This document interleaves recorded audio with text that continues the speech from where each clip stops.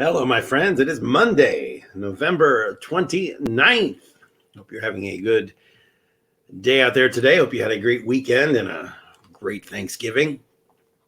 Today, I'm going to talk a little bit about an icon that I had the pleasure of meeting, Phyllis Diller.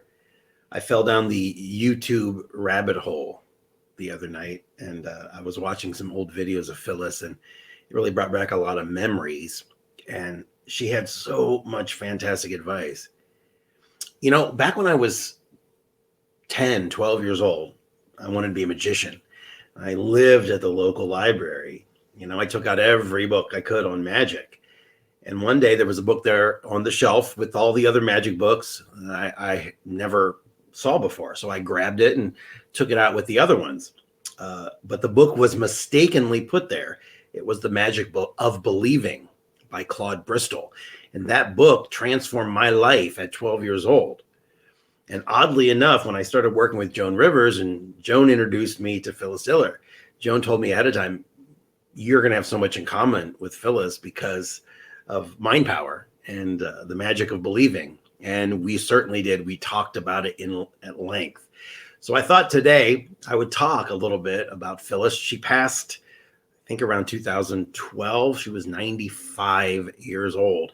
I went to a dinner party at her house when she was 91, you know, with Carl Reiner was there. A lot of celebrities were there.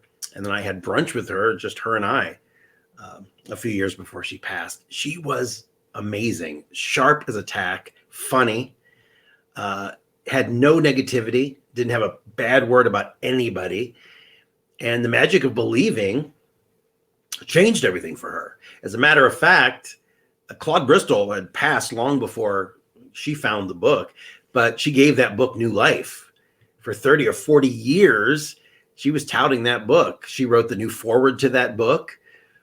She said it transformed her life because it was the only self-help book she ever read that didn't immediately go to religion. Even The Secret does that. And Norman Vincent Peale talked about that. But it gets convoluted when you start trying to bring religion into it. And then it becomes, well, am I doing something against my religion if I do this? And it becomes an internal battle.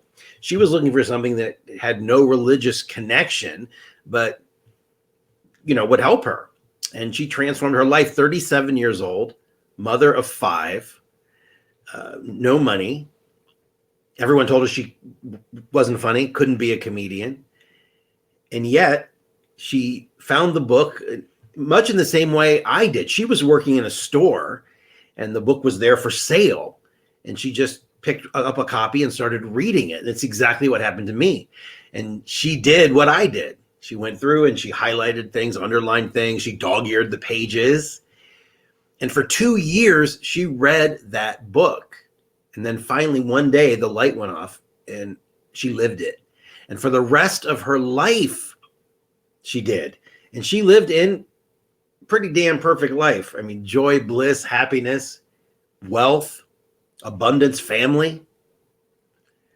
Phyllis Diller was, besides a comedy legend and an icon, she was a down-to-earth, amazing human being who understood that she was responsible.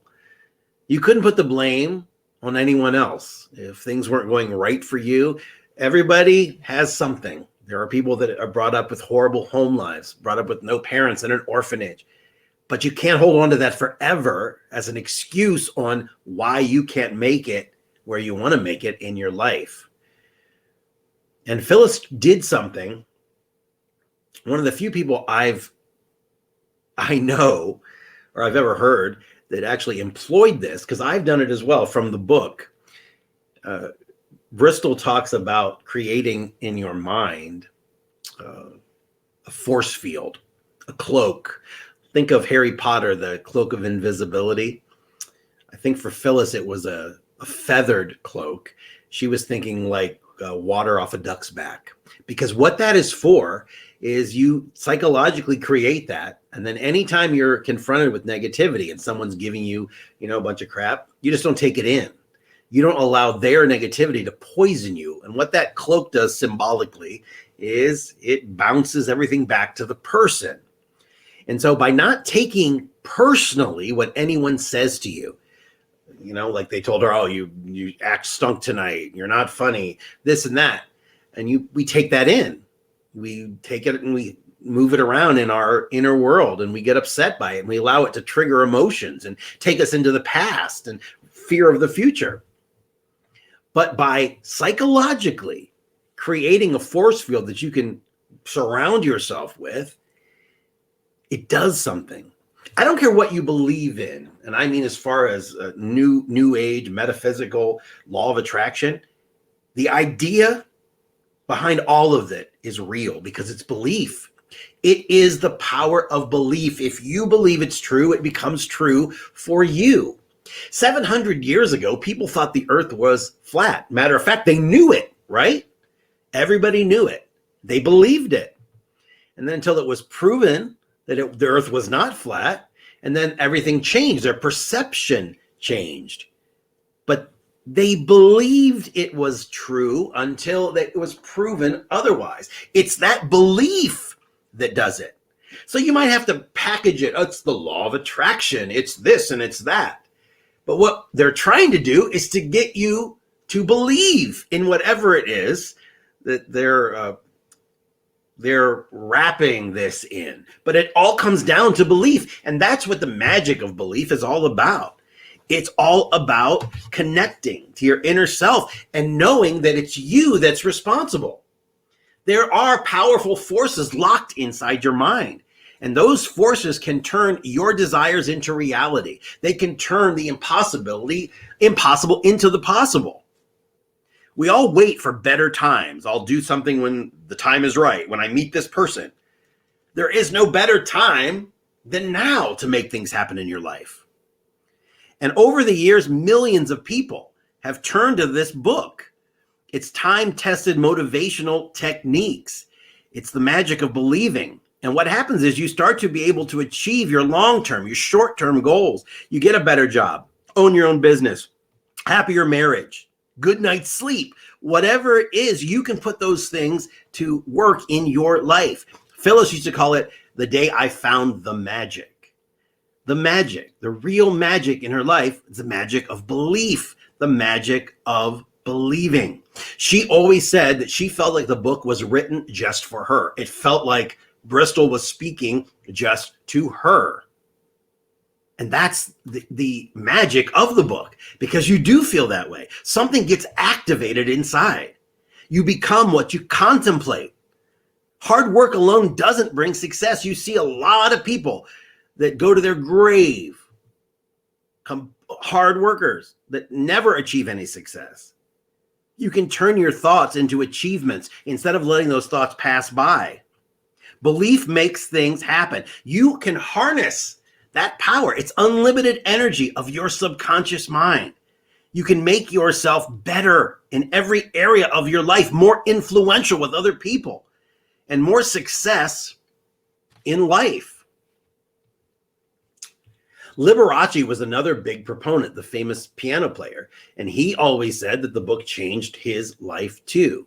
Because again, it does it without delving into religion or trying to wrap it in some sort of mysticism. It is the power of the mind. We are all born with the most amazing supercomputer ever invented, but we have no idea how it works.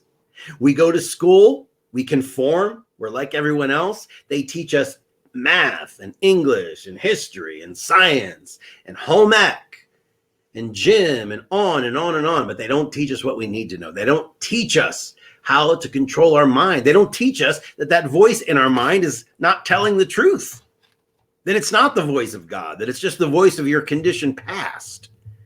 And what happens is when you're born, when you come into the world full of joy and wonder and magic, you're already on your path to what you want to be. You're on your path to your passion, and it gets domesticated out of us. We're like dogs. Good boy, good girl, bad girl, do this, do that. Girls do this, boys do this. And over time, we allow their images, their rules, their agreements to seep into our lives. And Phyllis understood. She spent her whole life doing that, and she was done doing it. And from then on, her life was like a fairy tale. I mean, she became worldwide famous, legendary comedian, multimillionaire, traveled the world. Later in life, met the love of her life after 2 husbands. It was the one thing she was missing. She met the love of her life, and they were together until his death. She died at 95 years old in her sleep with a smile on her face. You can't ask for better than that. Every interview Phyllis ever did, she talked about the magic of believing. Go on YouTube, look up Phyllis Diller, The Magic of Believing, and you'll hear her tell those stories in her own words. I heard those stories across the table from her. I heard those stories at dinner parties. She really believed that that book was the knowledge that changed everything for her. And it did. That's what happens. It is powerful belief. And that is why so many people have to be tricked into believing. They have to be conned into believing. They have to be lied to get them to believe. But the idea is, once you believe it to be true, it's true for you. But a lot of people have that rational mind going, and they have to see it. It has to be proven to them. Just remember, you will see it when you believe it. We always say the backward thing, I'll believe it when I see it. No, you'll see it when you believe it. Belief must come first. If you've never read The Magic of Believing, it's incredible. You can get a copy on Amazon for a couple bucks. I'm not making anything obviously from this. I just think Phyllis's message that she spent her entire life giving in interviews and in her books should go on, because that book transformed my life. It's transformed the lives of so many people. It's been the seed that sprouts into new lives. So The Magic of Believing by Claude Bristol. If you have never read it, you got to read it. And so that's, I was with Phyllis several times. Joan, I went to dinner with them together. Kay Ballard, one time with them. She was an amazing woman who lived that book. She didn't let anybody's negativity affect her. She wasn't negative about anything. She was always positive. She helped Joan said she used to come to see her on stage, and Joan, at the beginning of her career, was bombing, and she would sit in the front row and laugh, be the loudest person laughing. And she didn't have to do that. And most people in show business, they're nervous, they're jealous. They don't, especially younger people coming up, especially a younger woman, but not her. And one thing I'll tell you before we end here that has stuck with me, a piece of advice that she said that to this day I think of almost every day. And she said, the thing that will get you to success fastest in your life, the easiest route, in other words, not A, B, C, boom, from A to Z, is to be you. Not to just be unique, which means be different than everyone else, but not from a real place. You know what I mean? You have to be you. The more you that you are, the better things will be. It's when we put on all these acts for everyone. We pretend we're this, we lie about that.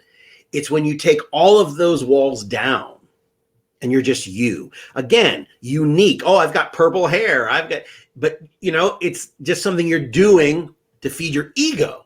So that's not the same thing. Okay. But being yourself in a world full of fake people automatically lifts you up. It already takes you above the situation. And I always thought that advice was fantastic. The more you that you are, the faster, the better everything comes. Success, love, abundance, it all comes from being you. The you were meant to be. The you without all this bullshit that's been piled on us from parents and teachers and friends and society and the media and the government and on and on and on and on. We're now years and years. Not only that, but we're also made up of all of the dreams of our ancestors and our relatives and what they believed in generations past.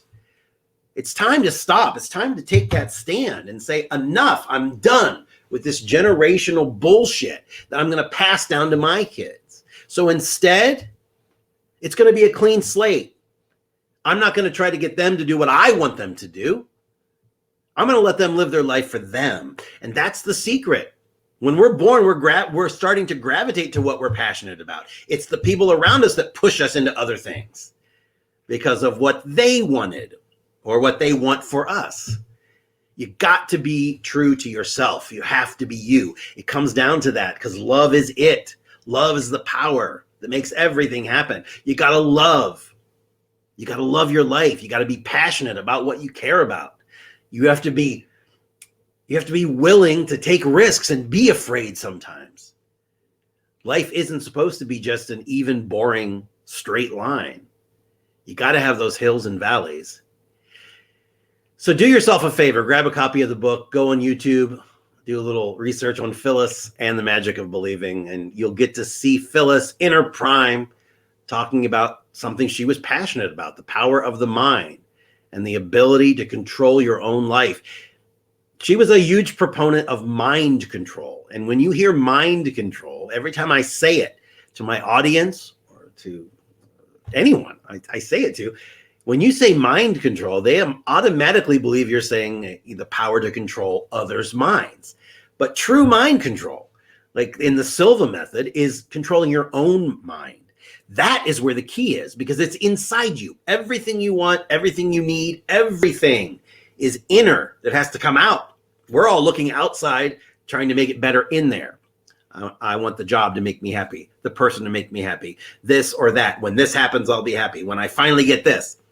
And you're living constantly delaying satisfaction, waiting for something else, waiting for the next thing to happen. Why not live every day happy, every day in bliss? That's what Phyllis did. That's what I do.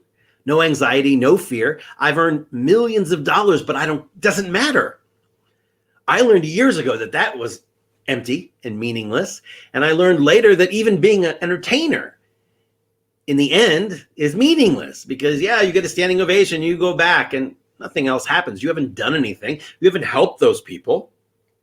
Transforming someone, giving them the tools they need to change their life. That's where it's all about. So thanks for being with me today. I just wanted to share a little bit about Phyllis. Not only that, she was a great cook too. I had a couple of lunches at her place, a brunch. Unbelievable. She could cook Italian food too. It was just crazy. So that's all I got for you today. We're still working on our no smoking initiative. We're finding the smokers in the group that want to quit, the people in the group that have quit, and we're putting them together. We're going to form a little mini group in our main community, and we're going to help the smokers who want to quit do just that. So if you are a smoker and want to quit, or you're a former smoker that has some knowledge to share, send me a message, make a post in the community. We're going to get this started in the next week or so. I'll be back tomorrow with some, I don't know what I'm going to do yet. This idea just came to me this morning. I was going to do something else, but I'm trying to be more, not too regimented, not too, everything's got to be, 9 to 9:15. I'm doing this and that and this. I like some variety. I mean, my whole career has been touring the world and, teaching people and having fun. But I need some variety, I mix it up a little bit.